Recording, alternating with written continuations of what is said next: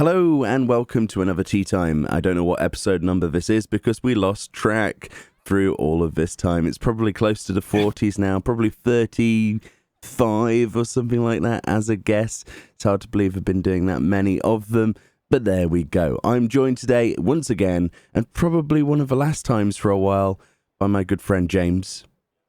Hi. Because you're going back to work soon, right?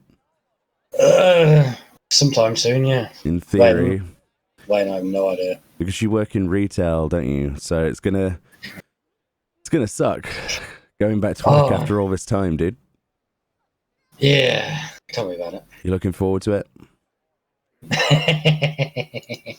No? Nah. We've had all this time to do what you want, and all you've done pretty much is, from what I've seen, is update your computer, put vinyl stickers on your computer, get a new mouse pad, and then that's about it. I bought a new monitor. You bought a new monitor, yeah. Apart from that, it's technically a entirely new PC. The only thing for my old PC is the hard drive. Yes, it's definitely upgrade season for a lot of people. Even though there's like new stuff coming out soon. Yes. Yes, and then there's the 3000 series of graphics cards as well. So that'll be interesting. Yeah, there's a big nabby as well. Especially with the thickness of those cards that were leaked. They're so thick. It's because of the dual fan where it sucks in one side and blows out the other. Ugly. Really, really ugly. Well, some leaks are thinking it's dual intake. Dual intake? Yeah, they're thinking one side might actually be empty. Oh my god, so where's the outtake? So it's going to be a pass-through fan. So right, it's basically going to be a hole where the air just goes all the way through. Oh. It helps drag air back out, from the other intake. I mean, I'm sure they're paid to know what they're doing, but it looks horrible.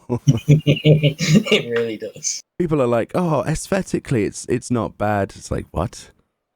It's asymmetrical for a start. Yeah, I'd definitely be buying a aftermarket one. Yeah, something with like 6 fans on it. If we're going to go fans both sides, I want 6 of them, like 3 on the top, 3 on the bottom. Oh, that'd look good. Something like carbon fiber, maybe, like fake carbon fiber, the stuff they do, that plastic. Yeah, sure. I'm not sure I don't want fans on the top. That just look terrible. Oh, I don't know. Unless they're RGB fans, obviously. My what did I have a long time ago? The 780 Ti I had it was a Windforce one, and it had 3 on the top, and it looked amazing, absolutely amazing. But anyway, welcome to Tea Time. This isn't a tech show, but we talk about random stuff, including Final Fantasy XIV, of which you can see in the background. We're actually on Cerberus server today, so you might see people come up and slap me or poke me or hug me or whatever. I always find it quite entertaining to do it in towns now. That's why I've kind of kept it with this, because you never know quite what's happening. We didn't do it on RAG today because there were a few people on our server that were doing some interesting things, and I didn't want to show that today. They were a little bit too far, and there was also a person that wouldn't stop punching me. So here we go. We're on Cerberus server with people that probably won't punch me. Who knows, right? Who knows? You've had it now. Yes, I've had it now. So, first thing on the agenda, I just want to confirm quickly that my internet date when I upgrade to, full fiber 900 on BT service, hello Garuda Eggy, will be on July the 16th. People probably heard that on another video. I'm not sure we've really talked about that stuff on here, but we are actually getting... Wow, that is really bright, actually. That guy died and rezzed right in front of the screen. Wow, let's move the monitor a bit. There we go. Really distracting, actually. But, so essentially, we on the 16th of July, we're getting full fiber 900 with estimated speeds of 910 down and 110 up. Obviously, with the guarantee being half of that, basically, if it dips... it can go down to half of that before we basically get any money back and stuff like that. But in general, the guy I talked to was pretty confident, considering the distance we are from everything else infrastructure wise.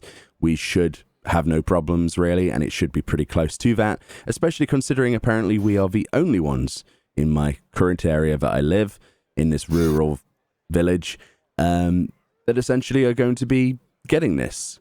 No one else even knows it exists, and I can understand why, mostly because the advertising has been incredibly poor. All of the other ISPs are not offering this service in any way, shape or form. It's interesting. Maybe that will be something that happens later on. Maybe BT has a timed exclusive or something. We're all familiar with timed exclusives in the game industry, so maybe it works the same way. I don't know. But I've crossed their palms with silver or gold at this point. It's going to cost £60 British a month. Thank you, phone. I'm not sure who's sending me messages right now. I think it sounded a bit like a pouncer. It did actually, yeah. We'll use that as a sound effect. That was the pound noise.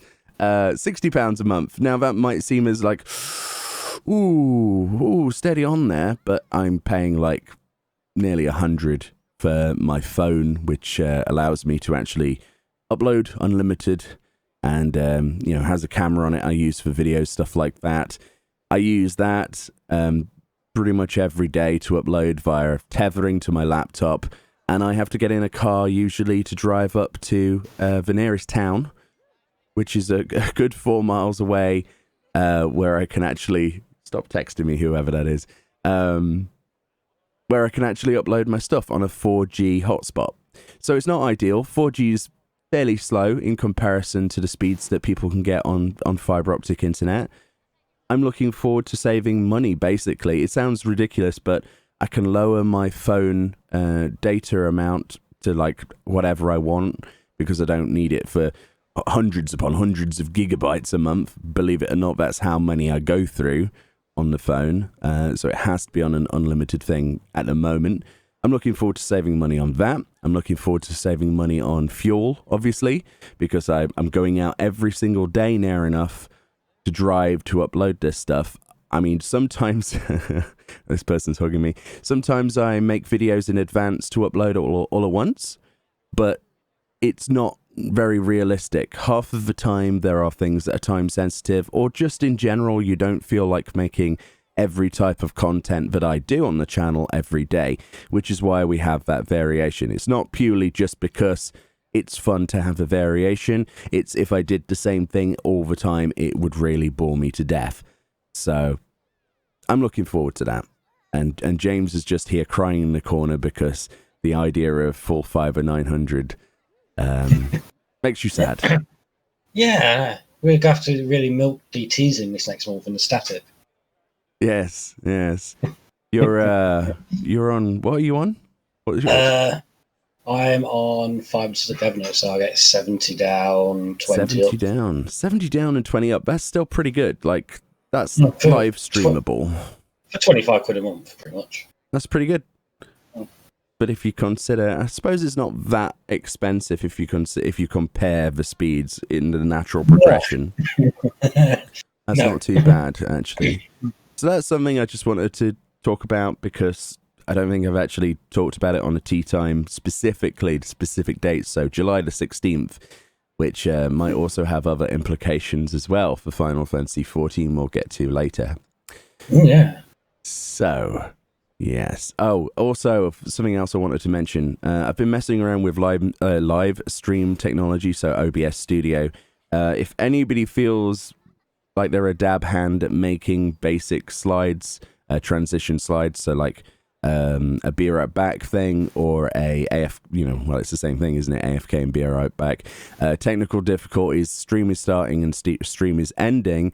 If anyone wants to have a go at those, I will definitely consider using those slides as transitions, because we will be live streaming some point after July the 16th when I've got that set up properly, and when we've done a few tests for bitrate and stuff like that. But we will be live streaming, and we'll hopefully be live streaming on YouTube.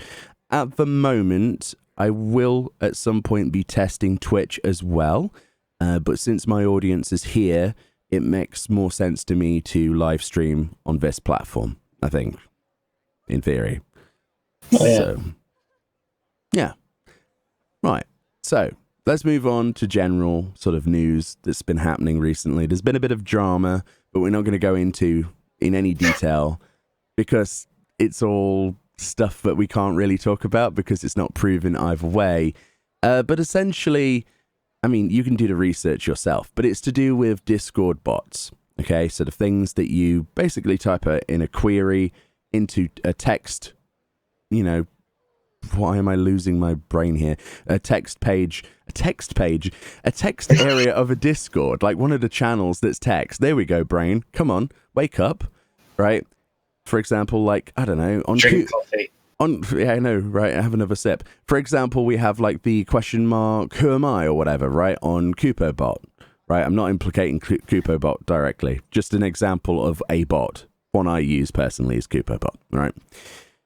But essentially, the drama comes down to the fact that the permissions granted to those bots, as we all know, the way that those query bots work is they have to read text all the time in the channel they're present in to collate the information, and then they're looking basically for a string of keywords, and if they see the whole who am I thing with the specific prefix with it, and then the name of the person on the server, then it will send that query down the line, and then as fast as possible it will send a response to that same text channel. So it has to be able to read that specific channel for it to work. So the drama comes in that these bots collate a lot of that information and store that, okay, wherever the bots, you know, is hosted or whatever. But it comes to the fact that a lot of that data may or may not be encrypted. And there's a good possibility that some of that information has, in some situations, potentially been used maliciously to exploit others, to be malicious to other people, to even to dox some people. It's been a little bit of a worry, but it's only really coming to light that sort of, you know, that people have gone to those extents.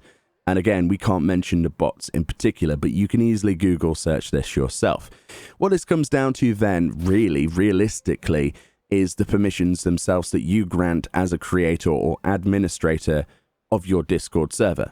If you're an admin on a Discord server, I personally would make sure that the bots that you have, be it, I don't know, any of them, be it CupoBot, for example, or any of the others in you know, at all, make sure that you have access granted to them in channels that you are not afraid of them collating that data. If there's any private conversations in a channel at all, regardless of what it is, do not allow the bot to post in there, right? It's as simple as that. These things can be done on a channel by channel basis. And effectively, people have been saying that they've been reading information in private, like staff channels and stuff. It's not physically possible for the bot to access that channel if it doesn't have permissions granted to it for that channel. So the obvious solution would be to not allow it into that channel. It sounds like common sense, but I've seen a lot of Discord servers that allow these sorts of bots to just have free roam. So what we've done on our Discord server for our community is that we've created a channel specifically for bot spam. If people want to do queries and stuff, they can go into that channel and bring up the who am I, what's my glamour, who is this, you know, any of those things, the strings that you would usually use, all of that stuff to do with bots in one specific channel. It prevents spam everywhere else, which improves, you know, the quality of life of everybody on the Discord server exponentially. The worst thing is when someone's like, who am I in general chat, for goodness sake, like when you're in the middle of a conversation. So it's nice to have that separately. So if you've not set something up like that, I would highly advise that you look into those permissions, because currently, you know, there's obviously drama about it. It's Final Fantasy XIV. Anything to say on that, James? I imagine, yeah, it's probably good. You don't want to be going through every single channel, doing permissions for every single bot you want to use. Right. Especially one like ours. We've got far too many channels. Yeah, but it's you can just grant it from the offset to a specific channel when you first put it in, rather than going through it afterwards. Yeah, you really don't know who actually has access to this information, do you? Well, it's all hosted, we don't know where, on we don't know what, by we have absolutely no idea. None of these things are vetted. None of them are official. They're all very convenient tools that we all use. I like them personally. Like we use one for FF logs, don't we? Yeah. Basically, these little widgety things here and there. But we don't really know all of the coding behind them, what they actually are capable of doing. So take everything with a grain of salt. This isn't like a knee-jerk, you need to be afraid that someone's like getting all of your personal information and you need to like worry about that. I'm not saying that necessarily. It's just a small PSA that you might want to consider looking at your channels, basically, because I don't know, you got to cover yourself, especially these days where everything can be used against you. Literally everything can be used against you. So, yes. Right then. Let's talk about 5.3 and Final Fantasy XIV, the game that we all play. So, what do we know about 5.3, James? Well, we know that it's coming sometime in July, right? Hopefully sometime in July. So, Square Enix cancelled their next live letter, right? That was something that happened. They're going instead for an offline letter from a producer live to do the same stuff. Presumably that gives us part 2 information. Yeah, text-based, wasn't it? Yeah, text-based one on the forums, the Final Fantasy official forums. That's going to have part 2 information that we would have had usually in a live letter, as well as an actual release date. Apparently, this text-formatted release on the forums will be in the first week of July. So, are we saying that maybe the second week of July could be 5.3? Or are we talking still end of July? Because at this point, I think they've done the final checks, right? So yeah, I imagine it's just QA at this point. A lot of testing to be done on stuff. I guess the trial, right? Yeah, and I suppose they'll still be looking at job balance, I would imagine. Job balance is a big question. I mean, personally, I don't know. What would you want to be changed with the current setup of jobs at endgame, since we've done a bit of static raiding this time at high end? Red mage needs a buff to damage. It needs to be more DPS based, I think. But isn't red mage basically not getting those potency increases because of their utility? Yeah, but the problem is it doesn't actually have utility after prog. That's true. Well, it has embolden. That's a good buff. I think for the most part, though, the way they maybe see it is that they don't want to give too much power to something that has a res, which is the whole reason why you, as a black mage stood next to me now, aren't getting a res. I mean, you don't want a res for that same reason. You've said this before. Yeah, it goes against the class dynamic as well, doesn't it? Which a lot of people on the forums that are way more vocal than a lot of people in disagreement. This always happens on the forums. That's why I tell more people to go on them, because people on the forums, the official forums, they listen to the people most vocal, and there's been a lot of people asking for a res on Black Mage. And whilst that's something that not everyone will agree with, myself, I think they probably don't need to give you a res. And you certainly don't want it because of your potential, your definite DPS loss as a result of it. Yeah, the only issue is they can't really give a res and nerf Black Mage anyway. Why? Because Summoner has a res and basically just the same amount of damage anyway. Oh, that's true. So they can't exactly nerf Black Mage to say, oh, he's got res now. I suppose that argument falls short. I completely forgot Summoner existed. How bad is that? Yeah, summoners are pulling decent numbers, aren't they, actually? Yeah, until 5.3 when they get nerfed. Yeah. Oh, I like that. Oh, sorry, I just thought of one of the previous videos. I think it was like Heaven on High, where I basically said, oh yeah, Samurai needs a buff. And then collectively, everyone in the comment section was like, they need a buff? They're like the strongest DPS in the game for melee. I'm like, oh yeah, that's true. Why did I say that? I suppose it doesn't. Maybe you probably felt it don't feel very powerful. I guess it feels a little bit like you're hitting things with a wiffle board, yeah, like a bit of cardboard. I don't I mean, know. that's what Is that that is just one of the me? reasons why I like Black Mage. It's actually impactful Yeah, if when you have the skill effects on anyway. Samurai is fun to play. I actually enjoy playing Samurai, but each of the hits doesn't feel quite as grimy as they need to be. My idea of a samurai is just like things being chopped into, you know, I think it's the sound effects. I'm not sure. Possibly, yeah. Like with Black Mage, you have the boom, you know, the earth-shattering kabooms if you have your sound effects up, you know.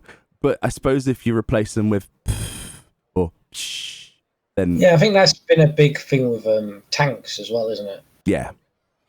Well, I mean, outside of like inner release windows on massive fell cleaves. oh my god, Warriors fell cleaves Yeah. are why I played Warrior so much. I think a lot of tanks have the same issue. I suppose it's probably the same with a lot of like melee. I mean, Dragoon's flashy. That's true. Dragoon is very flashy in this expansion. With all its, what's it? Starkiller Dive or whatever it is, the big red thing. Yeah, where basically the screen is just exploding. Yeah. Yeah. But I mean, I suppose the rest of melee. Like, if you play Paladin, as much as I love Paladin in Shadowbringers, obviously because it's broken as hell, as in a good way, it's very strong, right? That's not going to last for another expansion, I can assure you that.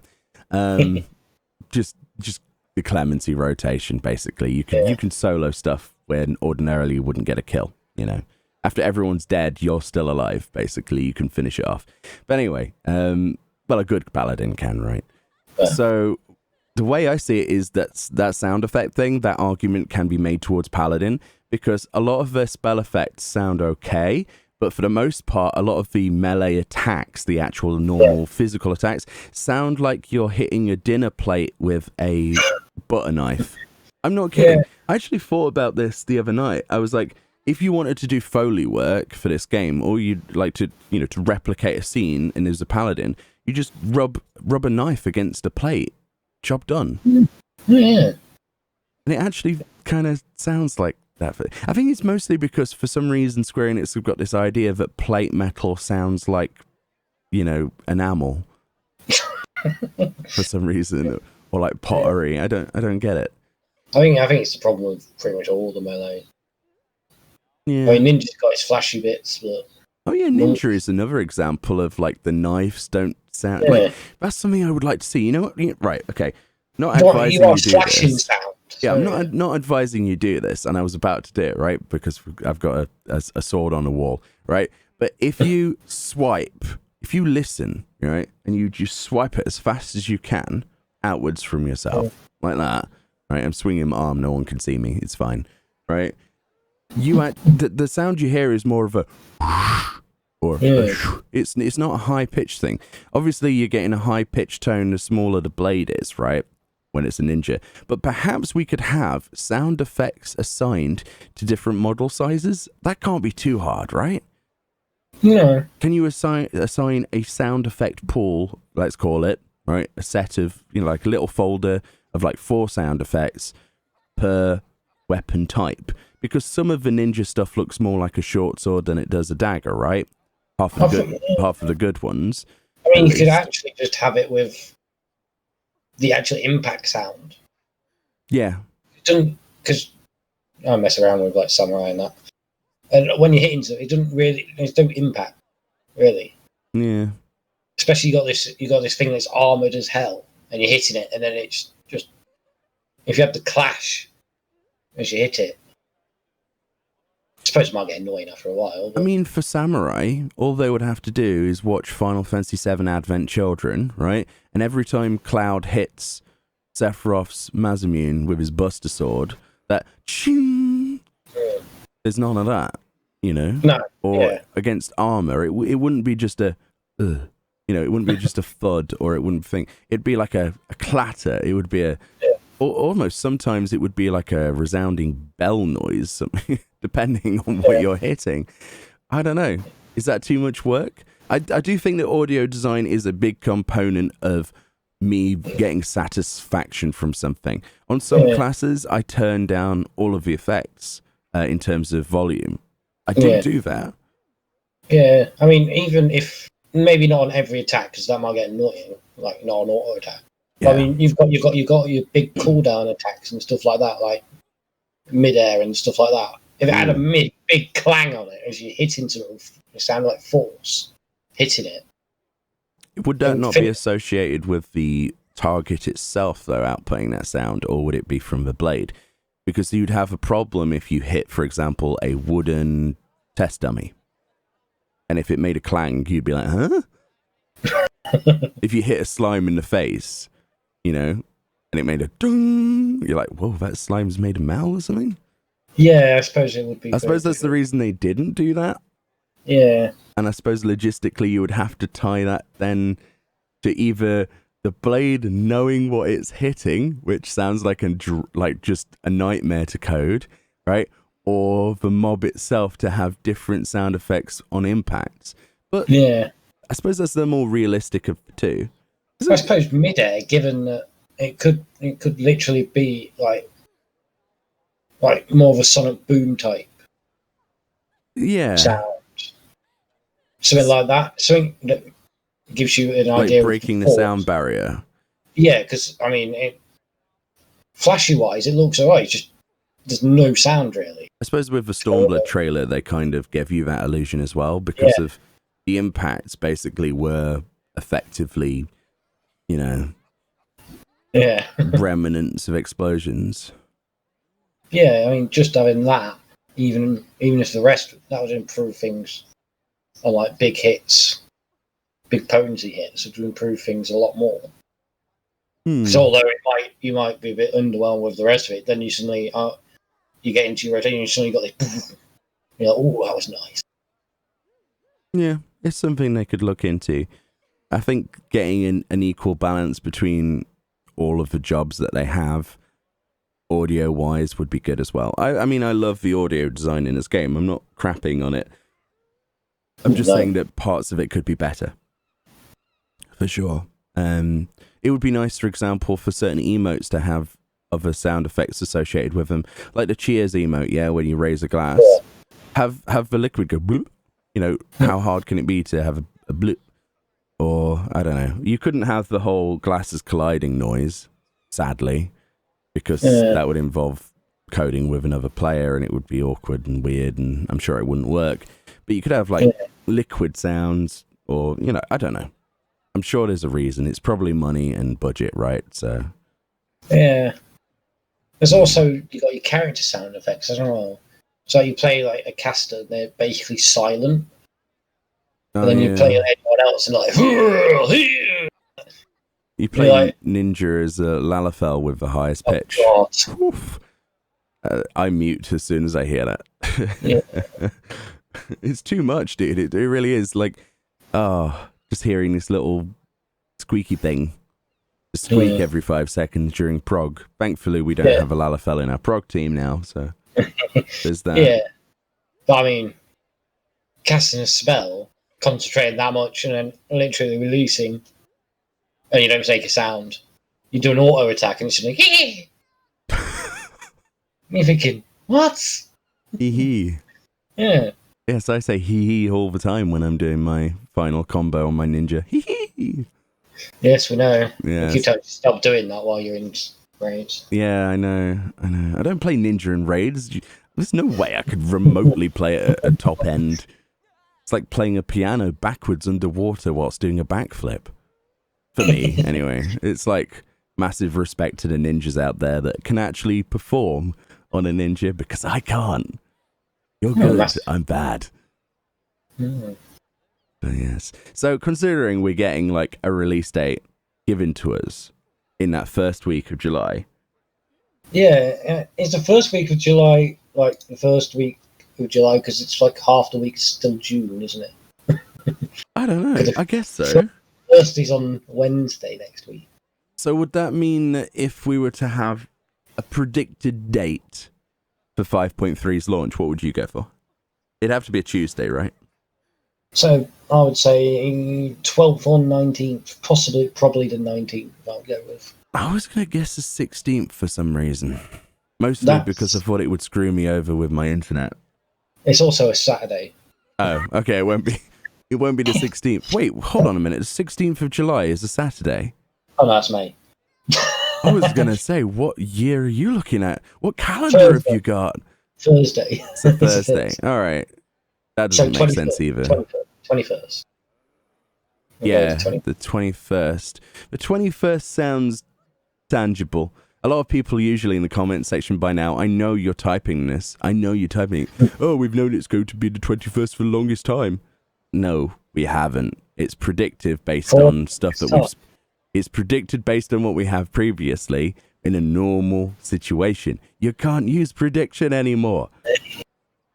Why did I go to that song when you said the longest time? Oh, what's his name did that? What's the good dude's name? Think of it quickly. Oh, people...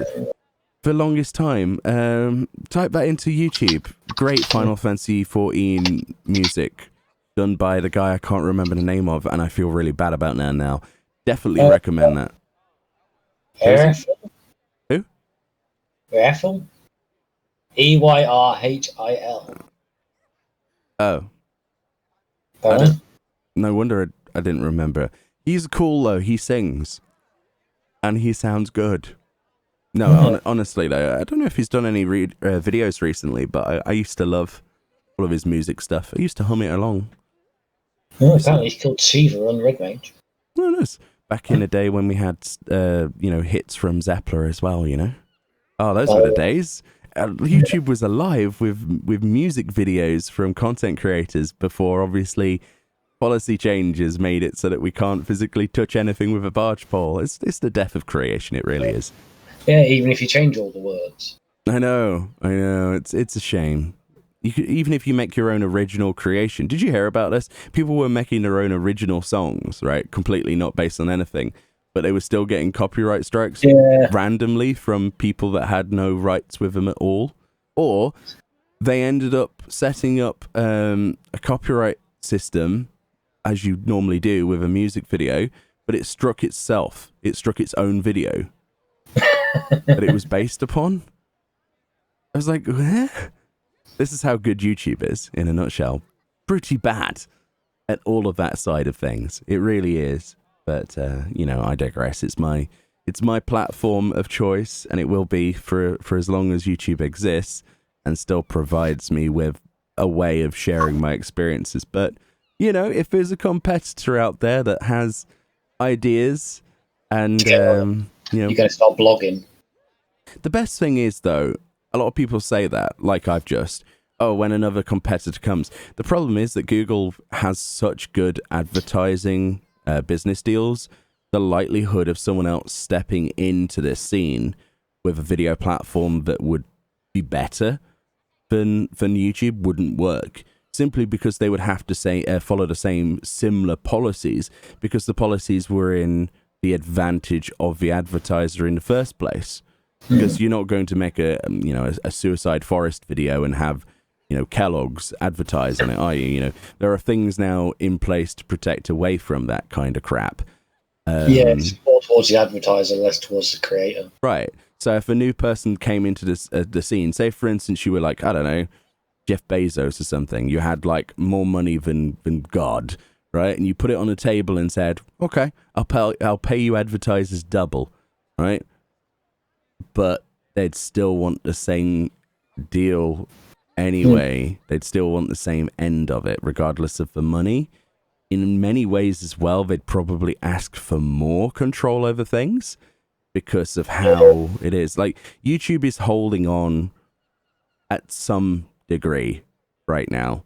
They're holding on due to Google's massive amounts of money, I reckon. Yeah, I don't really know what the future is for this platform. I'm not a business analyst, but I just know that if a competitor does want to be taken seriously as a direct rival to YouTube, they've got to come up with some crazy stuff. Especially for newcomers to the platform as well. A new YouTube channel, oh my goodness, it's so hard to even make any progress on it compared to how it was when this channel was made. I should know the second channel is there. Yes, I need to upload more to it. But the point is that your growth as a brand new person is a lot harder. It just is. It flat out is. The market share of stuff, the click-through rates, all of this stuff didn't exist in its current format back then. The way the algorithm works, it really is in favor of the people that are already there rather than the newcomers. So, there are exceptions, but for the most part, I think their user experience, their new user experience is garbage. Yeah. It really is. You're really going to find it hard, especially if you're starting like Final Fantasy 14 and stuff like that. Oh, yeah. Unless you've got someone who's like, hey, cool, this guy is awesome, go check him out. And I try to do that. I do try to do that. I've actually got a couple of collabs in the works with people I'm not going to mention at this point, obviously. But stay tuned for those at some point. Don't worry, it's not me. No, you're not a YouTuber yet. No. Well, technically, you're on YouTube now. Yeah, technically, yeah. Like, at least 3 episodes of this stuff. So, does that classify you as a YouTuber? I don't know. Maybe. Maybe. You should make your own channel. James's Slutty Glamours. Well, technically speaking, I do have a YouTube account. Nah, what is it? Is it /James? What is it? I have no idea. Oh, okay. Well, you put that in the comment section and we'll pin it and we'll get you at least 5 subscribers, okay? At least 5. That's no more than 5. Just 5. Well, actually. with no videos. Yeah. If we can get a channel with no videos, like 100. No, let's imagine if we can get you 100 subscribers with no videos. Oh yeah, that would be interesting. Anyway, so let's move on. So we're guessing like the 21st. I don't know. It seems a million years away. What if it was earlier than that? Only if we're saying I can see that is 14th, because I doubt they're going to bring out a letter and then have it a week later. Because they might do. Well, if they specifically said July, which means that would be July. It's not going to be on the Tuesday, because that'll be the 30th of June. So that means it's got to come out. If it's going to come out on like a Tuesday or a Friday, I don't see him only giving you a couple of days' notice. I think the original planned release date was June 16th, wasn't it? June. What? Why is it June 16th? Somebody said that in a comment section. 16th of June is a Tuesday. Yeah, that was the original planned release date, I think, for this patch before the human malware situation. Yeah, I don't see them posting like maybe 2nd, 3rd of July and then saying, oh, it's on the 7th. I don't know. I'm going to put my money on early. You put your money on late, and we'll see who's right. Yeah, I'll go 21st. All right. Okay. Fair enough. So, 5.3 in terms of new content. Let's just quickly talk about that. Stuff we've talked about in other videos recently, but I just wanted to get your opinion on things. So, how do new big fish excite you? Are you excited by the new big fish? Yes, me and my not yet unlocked fisher. Specifically, new big fish. Like that, new big fish. I don't know why, for some reason, just those 3 words together. Why did they need to put big in? Why don't you just say new fish? Exactly right. New big fish. Not new little fish. Oh, none of those in 5.3. We're going big. We go big or we go home. Unless it's like, now the fish is so big you can fit half of one in a tank. What? Yeah. Maybe we're getting new big aquariums too, to go with a new big fish. Is that something they would do? Wall-sized aquarium, just one fish. Why don't we just have it so we can turn a room into a fish tank? Probably because it'd be very difficult to be able to see the fish. Why? Well, I mean, you'd have to have glass walls then. What's wrong with that? Have you ever been to an aquarium, James? Yeah, but generally speaking, they don't have to code a difference between a wall and a doorway. It can't be hard to make a bit of plexiglass in a game. No, but obviously they've got barriers for the set layout, haven't they, for the housing? I guess. It basically means when you did that, they'd have to have coding to change the entire layout of the house, because they'd have to take out.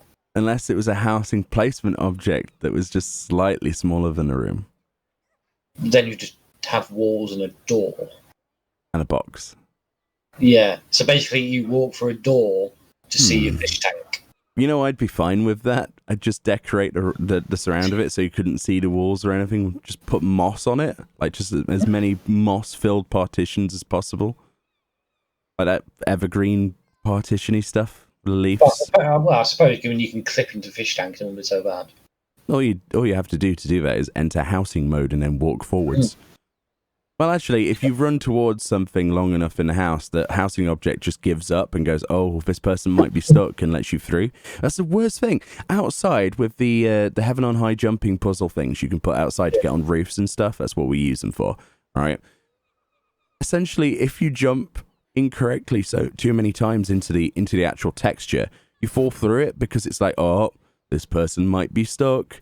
They might want to get in touch with a GM. We don't have time for that. Quick, make it see-through. Okay. I'm pretty sure that's how the game reacts. This big guy comes, he's like, okay, I'm going to jump up this Heaven on High. He's rogued in, he has no clue. He's like, oh wow, how am I even supposed to see the steps, let alone anything else? He jumps forward, he's like, oh no, I need to keep jumping forward because I'm not sure I'm on. And then the game's like, oh my goodness, what is this big fella doing? Quick, delete the object, otherwise he'll say he's stuck and he needs a GM. Quick. And then it's like, ding.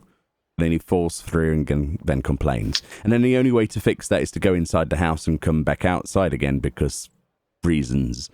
Or re-teleport back in, yeah. Yeah. Yeah. I suppose it's a half-decent solution to a problem. Yeah. It is definitely a solution that saves on manpower, but at the same time, it's very frustrating because you can do it accidentally if you're trying to jump on something. You know, if you want to make a jumping puzzle in your house or outside of it, I'm sure I'm not the only one. Then I probably am, actually. I don't know. It's incredibly infuriating. It really is, because jumping puzzles in general are quite taxing on the brain, and the movement abilities in this game are not brilliant. So it's like, I don't know. But anyway, new big fish. Not new little fish, new big fish. For people who want little fish. Come back in 5.4, basically. 5.4, little fish confirmed. There we go. That's one of the features. It'll be a bullet point on the patch notes. I bet you any money. This one, it'll be new big fish, and it'll be in bold. And then 5.4, it'll be new little fish, and it'll be in like font size 4. When everything else is 23. 6.0, we've got new medium fish. Oh, no. No. Moonfish. New moonfish. New moonfish enabled. Moonfish. Well, what would a moonfish look like? It'd be like horseshoe shaped. Horseshoe shaped. Crescent. That's what I was Oh yeah, like a crescent, not a horseshoe then. Yeah, so basically moon shaped. Yeah. Half moon, total eclipse. It's like Jaffa cakes. Oh man, I miss those adverts. So one of the other features that should excite you anyway for your dungeon, because that's what you run inside your free company room, is the ability to hang weapons on the walls and display them. That's, I mean, it's they said they're working on it. It might not actually be in 5.3, but it was in the 5.3 discussion. So, I suppose it's at the QA. If it works, it'll be in. If it don't, then see you in 5.4. Yeah, that would be cool. All the well, you can get the replicas, can't you, of all the relics, the glowy ones and stuff. I already have them. I suppose they won't have a glow though. Yeah, no, they will. I mean, it depends how they display them. If they display them so you can turn them like sheath mode on or off or something like that. Why do I display something sheath? You know what I mean? Like a staff. If it's on your back, it doesn't glow unless you force it with a macro that you're not supposed to use, right? Yeah, but the thing is, I don't think they're going to say you can see on the thing, like, I don't see them going, oh yeah, you look at this sword, it's in a sheath at the moment. That's all you got. That's true, actually. And they're going to be out, aren't they? The only thing is, are they going to have to animate? Oh god. The actual mannequin, because I mean, like the mannequins in thing have set poses for your armor. They do, That's yeah. I suppose it would Well- have like pose 1, pose 2, pose 3, pose 4. Unless they're going to have literally a mannequin specific for each job. A mannequin wall. Well, so like, you'll have a black mage mannequin, which will have like a male and female variant, which will have like the pose. Oh yeah, because they have different poses depending on. Yeah. Because then Yours when is it's different than the male one, isn't it? yeah, because then when it's idle, Yeah. like that. Unless they have variants like that, because then if you go to like white mage, it's going to be a different variant. Someone's going to ask what that weapon is, by the way, in the comment section. Please That just. is the Pykea Eureka. That's the Eureka one, right? That's the glowy one. It's not the final, but it's the final one for normal It's people. final. Well, you can upgrade it in Baldessian, so. Well, yeah, but it doesn't change the glow. That's the glowy one, the final stage of the glowy story. Yes, Hydartus one. It's alright, people ask all the time. Yeah. They'll also ask what you're wearing as well, but I've done a thingy on that, so. Yes, that was the Reddit post we had a good laugh with. Yes. Yeah. Meoni's friend James. Yes. That's the new meme. That's my name on Discord for a while as well. It was, yeah. It was. So we got weapon hanging. Sounds good. I'd like fish hanging as well, to be honest. Why do you want fish hanging? Well, you know how you have those like talking fish that you press a button and it goes, hello, You mean my like- darling, hello, I'm a big fish. Rrr. Well, I suppose they do actually have fish on a plaque, don't they? Fish on a There's plaque. There's a house on them Can you already. imagine if you put that Leopleurodon on a mounted rack and it just goes, bleh. Interactable fish. Interactable fish. That sounds like a 7.0 thing when they've got more budget. What would the fish do? Or should I not ask that question? They go blop, blop, blop. Oh my god. There's no air. They don't. There's no water for them to breathe. Alright, we need to move on. So, the 5.3 story apparently took Yoshi P 7 hours to check through. That's not to say that the storyline is 7 hours, which a lot of people... you know, it's like detailers. Yeah, a lot of people jumped to that conclusion because obviously they did, because they're strange people. Yeah, I wouldn't be surprised if he watches every cutscene frame by frame. Yeah, he plays it on every single race as well, I believe, in the testing. That's how QA works. Right, so it took him 7 hours to check through the 5.3 story. So that's not just cutscenes, that's Yeah, moving between quests, making sure the quests work, seeing if they break if you do something before doing something. Can you talk to the NPCs around the quest giver? Do they have the dialogue they should? Stuff like that, boring stuff, right? Yeah, But- didn't he say think akin to like a full-length movie or something? Yes, that's the next part. Yes, he was stating it's going to be the equivalent of a full feature-length movie. Now, feature-length movie, I guess, is about an hour and a half, Yeah, if you think about it. but he didn't really give much context to that, did he? He didn't say the cutscenes are, or the whole thing from start to finish. That's true. That is very true. Now, at no point did the translation team pick up what specifically was feature-length movie. So it could be just the entire patch, which would Or make it could be sense. one hell of a cutscene at the end. I would love that. Personally, I think they might do that. It's going to be It deserves it, because if we're going down the route of, I'm not even going to talk about lore stuff this week because some people didn't like that. They didn't watch it because of that. We're not going to spoil anything, but they could go down a route that would deserve a full-length movie, like very easily. We need answers to so many things right now, and also things to kick off the next expansion. So it's very important that we get, a couple of hours or something for the patch. Maybe an hour of cutscenes would be cool, and then an hour of gameplay. And then obviously you've got the trial, and then an extreme version of that, which should have a dragon mount, because they need to put 3 dragons somewhere in this expansion. And we didn't get one with Misera Mizabizbiz. And we've only got 2 more weapons. Yeah.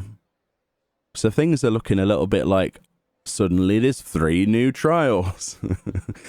So it does work out, though, because we could have one of the weapons, for example, like Diamond, as a story thingy that that we've already talked about in 5.3, being potentially just a solo thingy where you convince one of them to not fight or save them.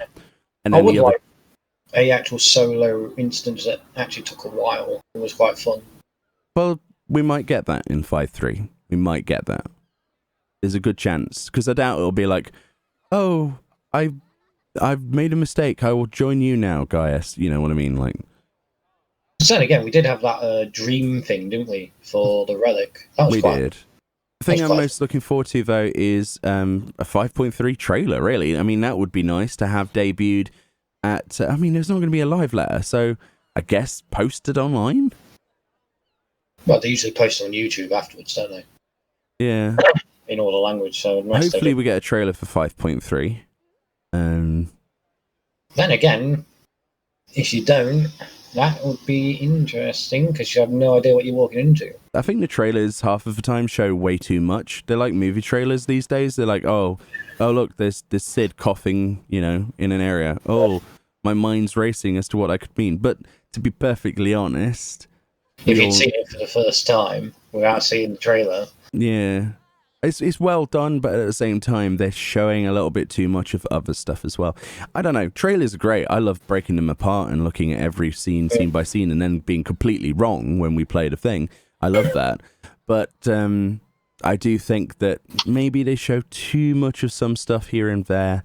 Well, like the biggest one was with Shadowbringers, right?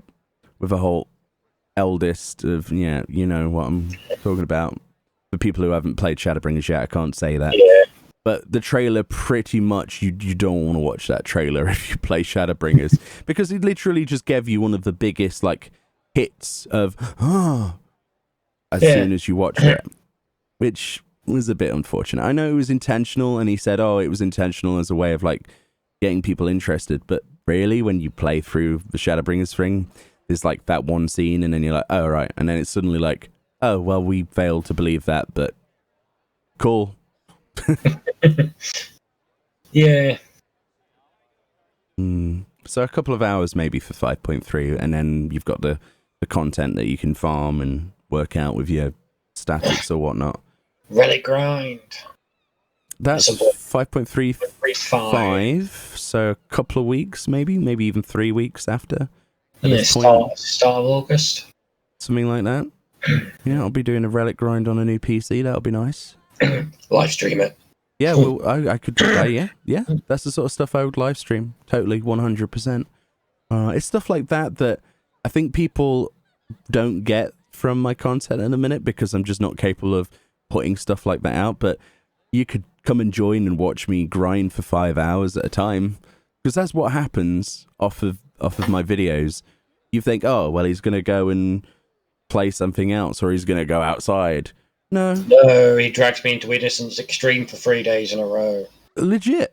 I got the mount, though, after I got everybody else the friggin' mount. Everybody else I got that mount for. I kept rolling 6s, 7s, 17s. I think the highest was like a 28.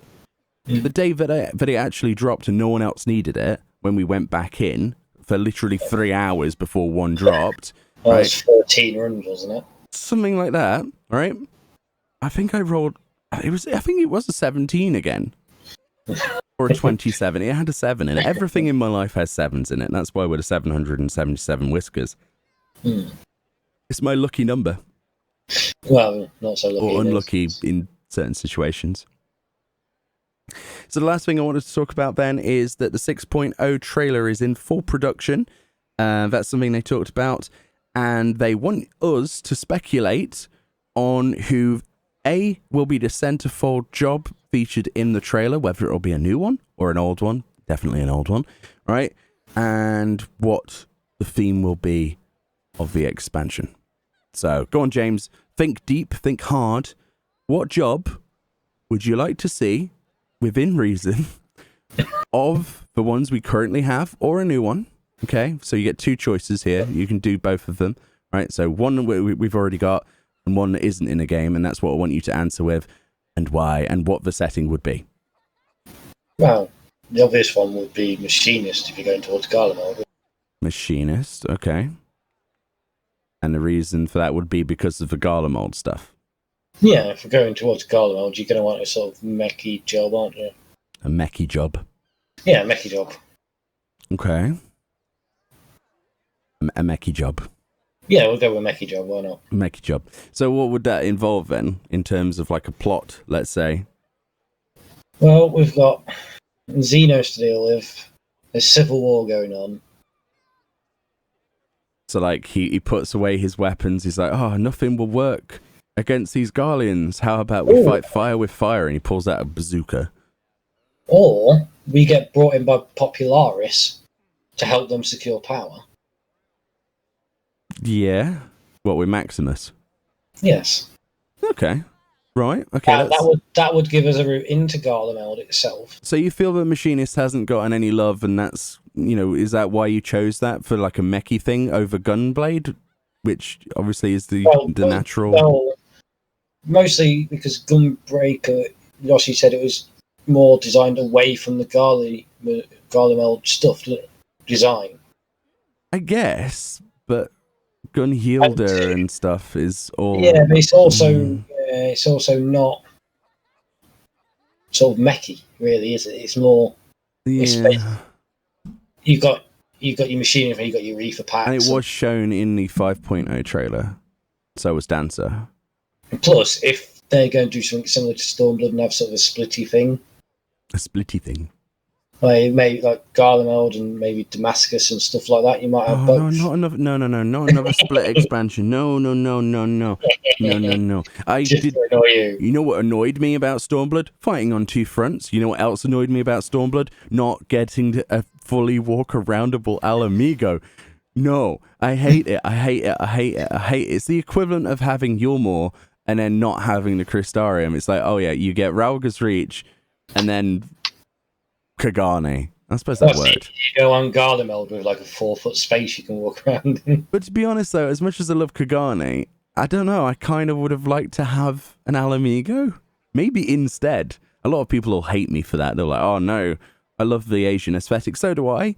But like, if we're going to make that compromise, wouldn't it make more sense if we're going to, on one of the stories is much, like, look, out of the two storylines, Doma and Girabanya or whatever, right? The Alamigo, right? The Alamigo one was the stronger of the two stories by a long way. By a long way. It necessarily shouldn't have been. I wanted the other one to be the stronger of the two, but let's be honest with ourselves. They really pushed the whole Fordola thing. They pushed the Xenos thing. And that was all about Alamigo. And then when we took the city, we got access to a tiny little part of it. And people are like, oh, we do have part of a city, Meoni. It's called the Alamigan Quarter. Yeah, but it's not the city, though, is it? You don't think you like the Garabanya bit because it's a bit more focused on your character as opposed to the Doma bits, which basically had you as a side character? I guess. But I felt like it should have been two separate expansions. I said this to you when it came out. I was like, oh, well, that was a bit jarring because we suddenly went across the sea and then did all this. It's like, I think the problem with it mostly is you going back and forth. If they'd just done, even if they'd half the expansion in Garabanya, then we went to Doma. I mean, there are lore reasons where we can. Like, we can teleport where the hell we want to, right? Yeah. If we've been there before. That's how it works. Canon, in the storyline, the Scions do it. Yeah, but there's only one problem with this. Yeah. The adventurer friends we have, I'm assuming, don't also have this gift. Well, no, because they're always on boats. Yeah, they're always on boats. They must have been during that expansion, because apparently we went on a pirate ship. I'm pretty sure. Went through a dungeon and killed a siren, got to Kagane, got to Doma, and then suddenly our adventurer friends were there, which means they must have got on a boat straight after us. And if that boat trip is your average trip across that ocean and you come across stuff like that siren, oh man, it's going to get really annoying after a while, isn't it? Oh, we got to cross the sea again for another 5 minutes of this cutscene that the Warrior of Light's already teleported across the continent for. Oh, let's get on a boat for another four days then. Let's go through this painful area and kill this Kraken again. Yeah, I was like, they must have bought their own boat because there's no way they could afford going back and forth. Didn't they commission one in Limsa, actually? I think that was the whole thing. They commissioned one. Alisei commissioned a boat. That was it. Yeah, Alisei commissioned a pirate boat. Yeah. Pirate ship thing. Because they're the only ones that weren't checked by the Garleans. The pirate ones weren't checked by them. Yeah. But if it had it was either that or an East Aldenard ship because they weren't checked either because they had Freeport. Well, yeah. I think they did both at different points. But yeah, I do feel like Stormblood was a little bit like too much of two separate sides, but Actually, the Alamegan one was too strong. what are our adventurous friends doing in Shadowbringers? Looking after our corpses on the floor. Well, we don't have a corpse. Well, their corpses. Their bodies. Yeah, but they don't care about the science. Apparently, they only care about us. Well, I don't know what else. Probably researching. Wasn't it the whole researching potential cures for Oh, actually. souls being not in the body and stuff? No, Wasn't that the I whole don't- plot? Well, no, actually, the whole of Shadowbringers, I've not heard anything about adventurer friends. I think, like, wasn't the Hoary Boulder and stuff supposed to be, like, being ordered around by Kryl? And they're out there and they're, like, securing the... Yeah, because it was another fight on the front lines. It's like... The way they talk about it is there's skirmishes along the whole front line that we don't see. We only see one I of them. suppose they could be still in the Gimlet Dark. They could literally... Gimlet Dark is pretty much... Yeah, it's bigger than what we see. As you can see anyway in there, there's bits you can't access. It's just a huge fucking war front.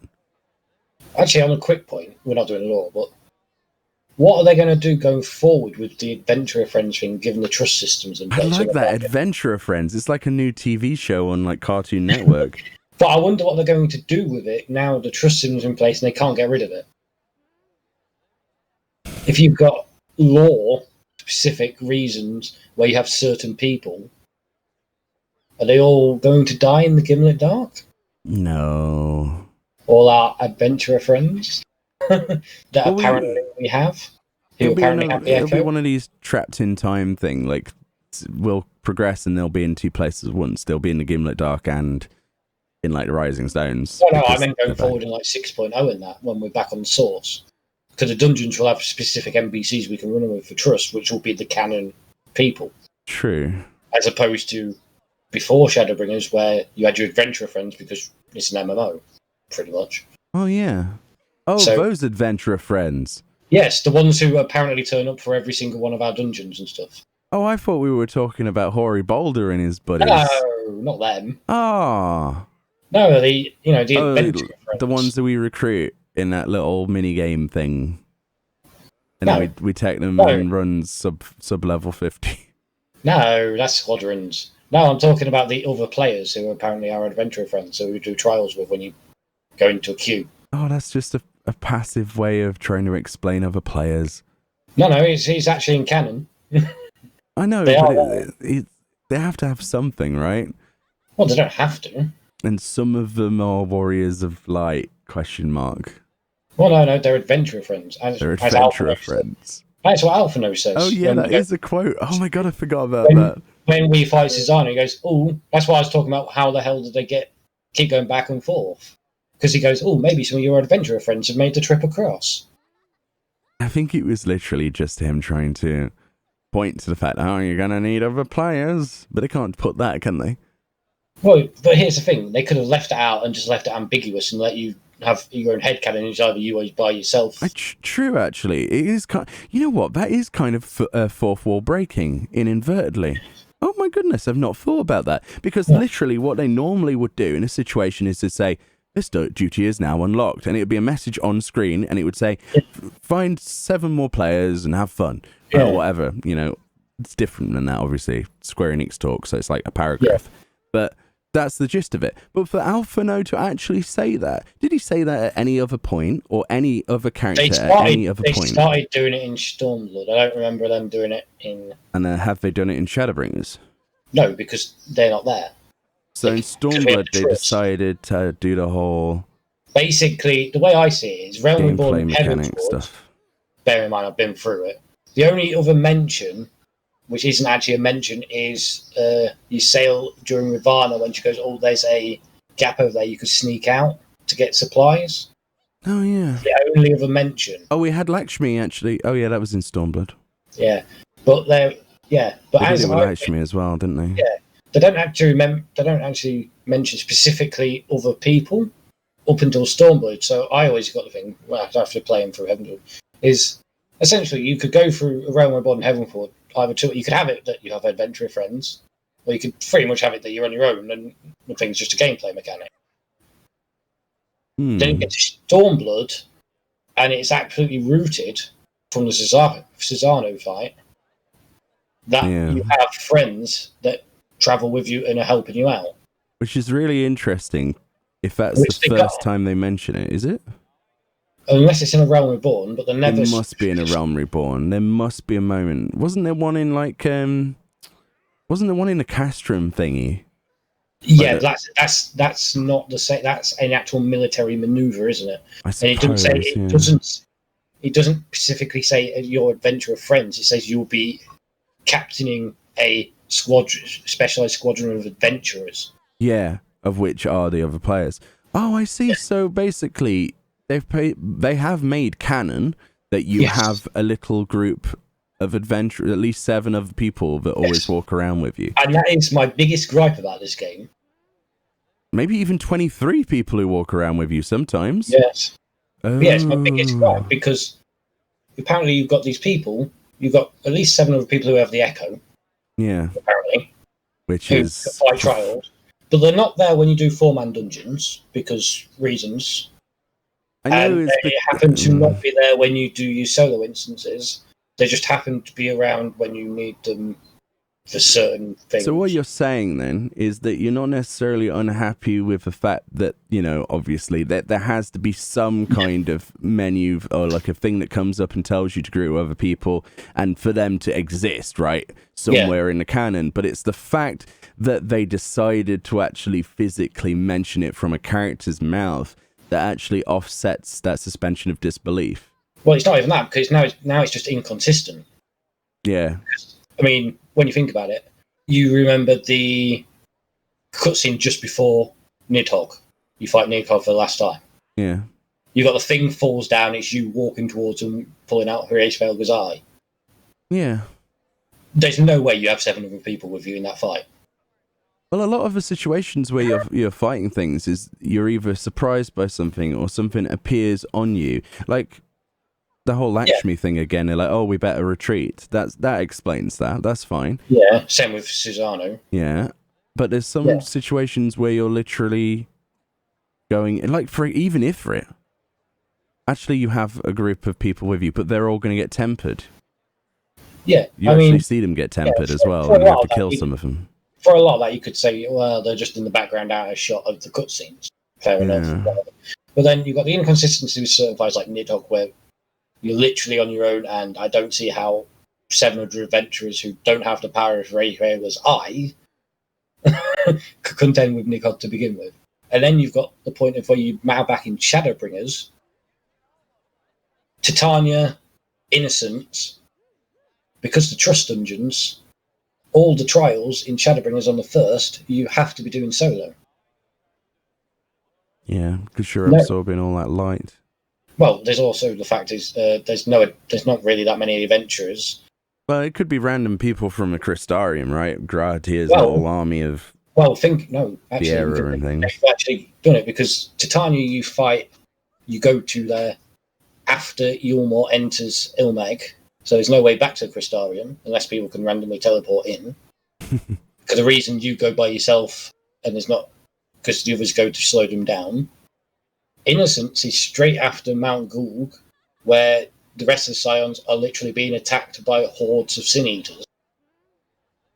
And you go up the steps to fight Vorfrey. There's no way you're going back down the mountain past all these Sin Eaters, getting a bunch of people who apparently weren't there during the dungeon to come past, walk straight past the Scions again while being attacked by Sin Eaters. I mean, from that perspective, yes, you're right. It makes literally no sense. But we know why they do it, though. Because otherwise you wouldn't have people to greet with. No, it's fine that they do it. It annoyed me that they actually put it in as a character tree. The little boxes they had, group your friends, because that's just game fine. Dialogue. That's game dialogue. It's not voiced. No, but to have a character literally say it now basically pulls in it breaks the fourth wall. Yeah, it just brings too many inconsistencies. If they'd left that out of Stormblood and literally just left it to player interpretation, you could literally say, oh yeah, the other players aren't actually there, or oh yeah, we have adventurer friends. So is this something we might see more of, or since we haven't seen it in Shadowbringers as far as I know, Is this just a Stormblood thing, or do you think they'll learn from that and not do it again, or do you think this will make its this appearance? is what I mean. How can they have these adventurer friends if they have trust dungeons which have specific NPCs? Yeah, because canonically you would just say that you went with a trust NPCs to each dungeon. Yeah, that's the dungeons. The trials are a different matter. They possibly will, depending. That's a really interesting point. They might still keep up with that, but yeah. But then they've really got to work in a situation where you could have other people join you. I think, honestly, for the last 10 minutes, we've had more discussion about this than maybe they have. You know, I can imagine that Yoshi P would just say, it doesn't matter. It really doesn't matter. It's a dungeon. They're grouping with their friends anyway. You want to put that in. But I guess the dialogue thing, the more I think about it, the more it rubs me the wrong way a little bit. I think at the time I was upset about it as well, but I don't remember stuff like that. Worst part is, our character's rich, famous hero is Eorzea, and the 7 other people get nothing. I think that's why a lot of people liked 1.0, you know. When I talk to them and they say, oh, what was the best thing about 1.0? There was no Warrior of Light. Or at least there was a Warrior of Light, but it wasn't so heavily pressed into your skull. You were fisherman from Limsa Minsa. You could go out there, you could literally have no other classes unlocked, which is what I did, and it obviously didn't end very well. I don't have that account now anyway. But, you know, I was a fisherman of Limsa Minsa, a little Lalafell at the start, and then I went Makote when I realised the error of my ways. And it was a whole different world. Everyone else was, you know, playing as an adventurer, another person in this world, fighting against insurmountable odds. Now we're practically demigods, blessed by a god, given the power of immortality explained through game mechanics that didn't really need to be explained.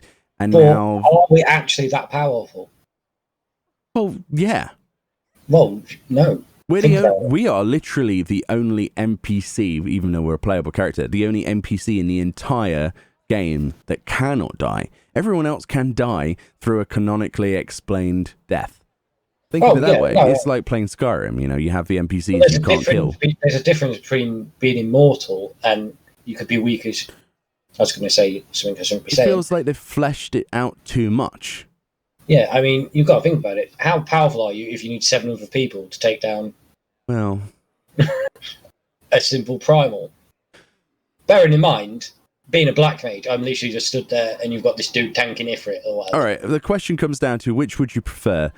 For them to mention adventurer friends or for them to mention we? Because then it would imply... I would literally rather they just left it to the interpretation of a person. Yeah. Because then you could have one either way. At least then it gives you options. I suppose that also adds to the roleplay aspect. A lot of people look for that. Yeah. If you're said, 7 of your adventurer friends, or it's just, how are we going to come against these insurmountable odds? It fades to black and then it says, you may now group with other players. Then you can make in that RP situation. I know people run Trials and Dungeons as RP groups before people say in the comment section. There are entire communities designed to having a glamour suited to look like Dark Souls-esque knights. You know, healers that look like you know what I mean? Like in-character stuff. Everything from the pools, they have words, they have macros for speech during certain mechanics. It would actually give people more of that emphasis. But as a normal player, without going into the RP, it would also make you feel much more like, I've put a story together in my head. I don't need to share that with anyone else. I get the satisfaction that I get from it by it not being told to me. Some of the best stories are actually discovered rather than told to you. If we use Dark Souls as another example, the storyline is very basic if you don't read anything. If you read the lore of every single piece of equipment, right, it all has flavor text, and you start to piece together that this world really isn't what you think it is. If you read none of the item descriptions on any weapons, on any armor, it's a very different game. But you have that interpretation. It's left to you as a player to choose, I used to be this person that died and is back now to save everyone, and I don't know, whatever you want. You can have that RP in your head. as opposed to a storyline being delivered. But at the same time, if you want to look for it, you can get it, which is also the reason in Final Fantasy XIV why I really enjoy the fact when they put the NPCs either side of the quest NPC. So you've got the quest NPC and it's like, oh, we must go after Volfrey, right? The left one's like, oh, and gives some like other backstory to the whole why. Yeah. That was the best inclusion they ever did. Sometimes there's even like all of the scions there, like in the Crystarium, some of the scenes from Shadowbringers. I really hope that some people actually took the time to talk to Y'shtola, to talk to people other than Grahatir in that quest line, because there's some really interesting stuff. Stuff I can't mention because it's that spoilery. And then people go, wait, where did you hear this? Well, if you read the NPCs, you'd know. So you are onto something, and it does take away a little bit of that ordinarily would be nice to have remain. It takes away from the experience, and all it is one voiced line. I'm sure they could just omit. I mean, they could literally just make it more ambiguous. Yeah. I hadn't really thought about it in great detail until now, and that's, it really is. It's the small things that make the experience feel good or bad in an expansion. That could have very easily tainted people's view of Stormblood without realizing it. Yeah, I mean, subconsciously, yeah. Yeah. Because a lot of people crap on Stormblood on the forums, right? I don't know if you go to Reddit or the forums, but Stormblood was the worst one ever. Heavensward was the best. I mean, you have a bit of the whole rose-tinted thing, but at the same time, I don't think there will be that many people who are like, I'm nostalgic for Stormblood when the next expansion comes out. Because it usually is like an expansion between. Yeah. Like with Warcraft, you have the nostalgia not for the previous expansion, but for the one before it. There's that gap. But I don't know if it'll have the same effect in this game. It'll be very interesting as a study.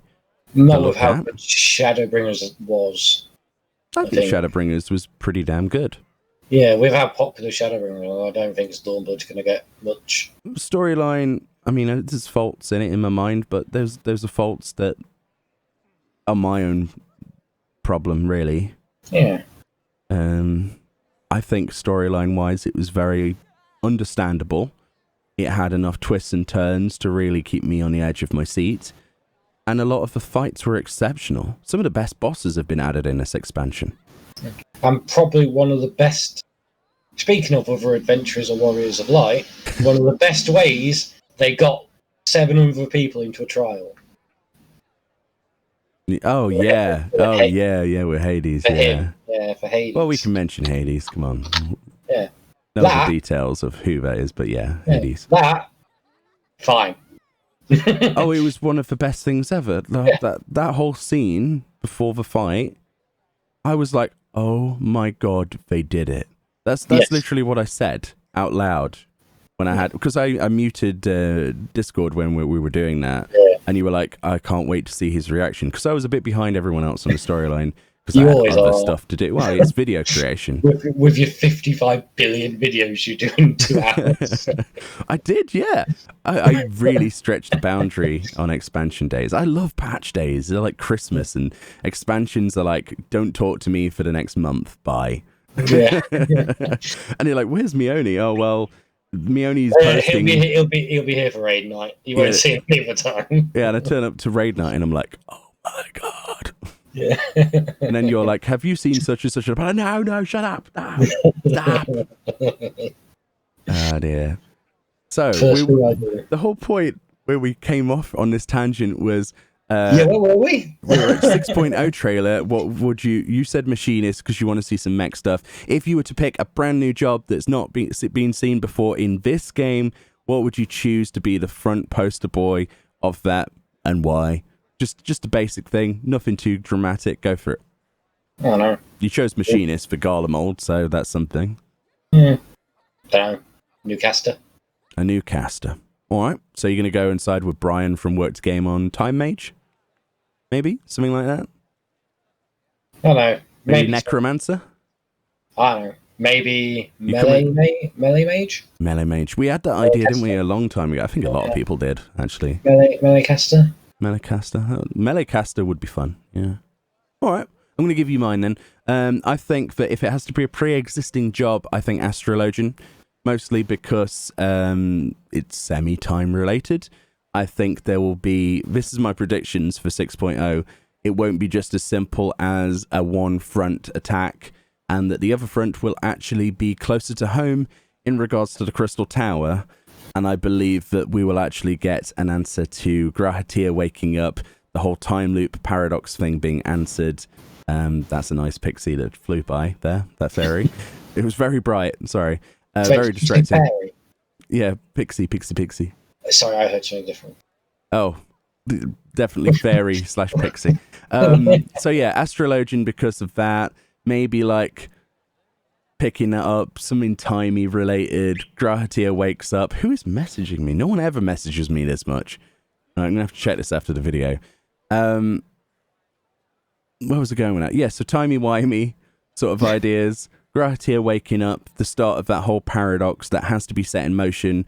Our Grahatia that we know of from the first pretty much mentioned that to some degree that we'd have to wake him up because he's dormant in the Crystal Tower. Everybody is dormant in the Crystal Tower, pretty much. There's like a big whole time problem with the Crystal Tower in our world, caused by Xande and Amon. So, and actually Princess Selena, she is somebody I would expect to see in an expansion, if not this one, if not 6.0, 7.0. She is the one that was powerful enough to use the basically the inherited bloodline energies to freeze the Crystal Tower in time and space itself. She did that using the power of the untapped Allagan Eye, right? And as a result of that, she disappeared, and we've not heard anything from her. But she has the ability, potentially, to be immortal. So, questions. Many of them need to be answered. The Allagan stuff is high on my priority of stuff I'd like to see. And I think if they do a two-pronged assault, it will be Gala moldy bits and pieces, as well as maybe even Mordona gets completely messed up. Possibly, yeah. Or like there's like something else to do with that. Anything could happen, but I think Astrologian for that. If I was to be like, hey, let's get a brand new poster boy job, I've had a lot of thought about this since the last time. I personally would like to see something original from Garlemald itself. Maybe something from the Populares that we've not seen before. A lot of people are like, oh, we want Geomancer and stuff. No, I'm thinking outside the box. Maybe something more mech heavy. Magitech Light? Something like that.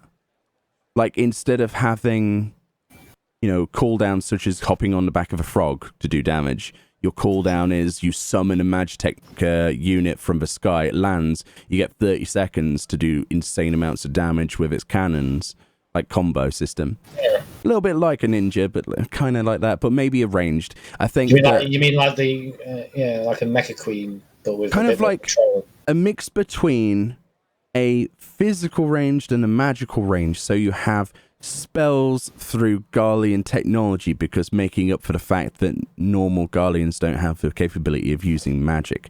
So it's like maybe even that sort of, maybe even resonant tech. I don't know. Something like that would be really fun. Something that no one has talked about as far as I know. And I think would tie us in well for that Garlemald front. This person's stripped off as well. But there we go. Yeah, I'm not sure why. They obviously recognize me. Shout out to whoever that is. Posing. Well, everyone's going to enjoy that on the video. But that's what I would go with. In regards to Crystal Tower storyline, you have the thing with the Southern Forest of Southern Front. Echo flashbacks being playable. That's true. So there is the possibility of pseudo time travel. Pseudo time travelers grabbing an Echo flashback where we play through the memories. We play through the memoirs of Amon. Yeah. Amon is like the most manipulative, horrible person in the entirety of our Allagan storyline. Again, check out my lore videos; they come out each week. On we've been covering the Allagan Empire recently in a big detail. Amon, without giving too much away, if you want to watch that series, he's maniacal. He's crazy. He did everything possible to resurrect Xande. He's the most loyal person, but at the same time, a really, really bad scientist. All of his creations were deformities. Half of the stuff that's in Azizlar is his creation. Basically, he's the reason things are the way they are. He's the reason, because it was basically like, oh yeah, where should we invade today? Oh well, Mericidia sounds like a good place. All right, chaps, pack up your guns, let's go. You know. And then they did horrible experiments on the dragons, and then we led into the whole killing of Bahamut, and then the resurrection of Bahamut. We've got 2 dragons we've not met. This is true. Plus, because there's one in Azizlar, isn't there? And then, yeah, that's Tiamat. Yeah. Yeah, then you got the 3 and thing, and then Tiamat can never be released. No, as she said herself. So they just leave 2 somewhere else. But then again, Neurolinks are kind of easy to take off. So, things have progressed a bit in Allegan research. Yeah. I don't know. A lot of people still want a Favnarian expansion, by the way. Maybe one of the dragons is in Favnir. Yeah. I don't know. I do wonder why you had Ratakaska, Herace Falgo, Nidhogg all in Dravania, and then suddenly the 2 elsewhere. Did they stay in Mercidinia?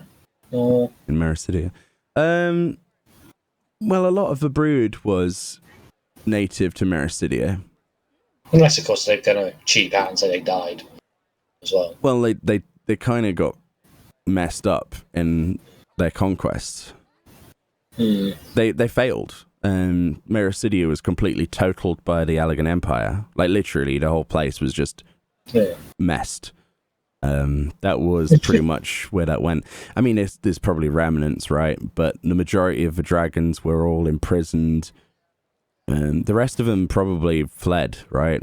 There's only ones that stayed behind, like Tiamat, who was so distraught from the death of Bahamut that she sought the resurrection of it, only for it to not be even remotely Bahamut anymore, and to torch his own people and the Allegans, and then they captured it and used it for anything.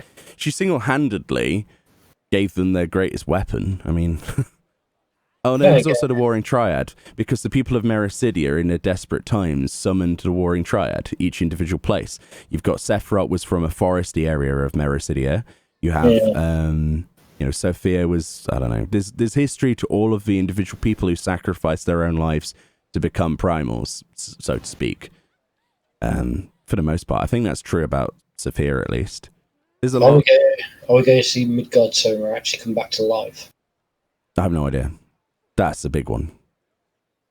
Because that could be an interesting thing, considering he has a very intimate tie to Hydaelyn.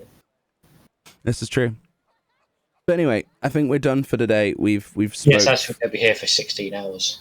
Yeah, I mean, we weren't going to go down the lore route, but then we ended up going down it anyway. This is the nature of things. We do have a passion for this game. We might not be accurate about all of the things. I'm sure you will correct us in the comment section anyway, but hopefully it has been at least somewhat entertaining to listen to. I do try to do these at least once a week, sometimes more if there's big news and things like that. But I do like, sitting here, talking to my friends and having an audience. It'll be even better when we can do this sort of stuff live as well, which hopefully will be sometime in July. So stay tuned for that. Yeah.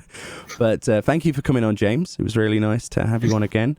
Always like chatting. Yeah, no doubt this will be one of the last ones we see you on for a while because of the whole work thing coming up soon. But but it has been a pleasure to have you on. A lot of people ask what the rules are to be on this. Essentially, somebody that I like. That's pretty much it. It's not really a podcast. It's just a bit of a chit chat. It's definitely not a podcast. It's definitely not a podcast. We have to say that every episode. It's going to be like the PSA at the start each time now. But yeah, you got anything to say? Any shout outs? No. That's what people usually do, don't they? Like, shout out to my mum. Which is all good luck for our prog for E8 tonight. Oh yeah, we do E8 tonight. Oh, yeah. I've got to upload this, by the way, before E8. So I've got to get in a really red hot car in the middle of this just midday sun, right, with my laptop, and then I've got to drive into town. Then I've got to park up and hope that no one coughs through the window again. I'm not even kidding. Right? Then I've got to sit there for about an hour or more in a car with the windows open, but it does nothing because there's no breeze today. And then I've got to come back, probably have a shower because I'm already sweating buckets in the office today. Yeah. And then we've got to raid. Oh, what a Yeah, nightmare. we're all going to be really, really rusty after how many weeks have we had been put on this out? 3-4 weeks?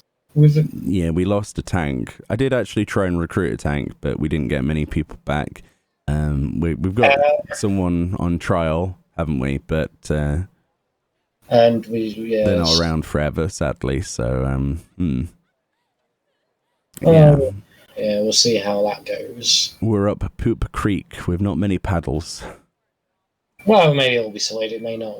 We have a really nice, strong DPS side though, but it's just tanks, man. Every time it's tanks letting us down. Every expansion, you get so far, you're like, oh yeah, it's really good, and then a tank's like, see ya. Yeah, we do have the handicap of Velvet. Yes. Velvet is a good guy, but he's a handicap as well. Yes, if you're watching, you're definitely a handicap. Yeah, dear. Put a padlock on your internet so no one steals it. And only he will know what that's about. So there we go. Thank you all kindly. Inside jokes. Yeah. Thank you all kindly for watching. Enjoy the rest of your melting day. Wherever you are, stay hydrated, I guess. And I'll see you all next time. Bye. Oh, yeah, we didn't do a bow at all. It's an entire episode. Go on. Ready? / it's the Eastern bow. Ready? I'll get it on the thing. Ready? 3, 2, 1. Oh, your timing is awful. Not sure if that's my internet or yours. It's probably my reaction times. Yeah, that's true. Anyway. Well, I think I may need to go take a nap in the freezer. Yes, I definitely need to call off as well in a hot car. See you all next time. See ya.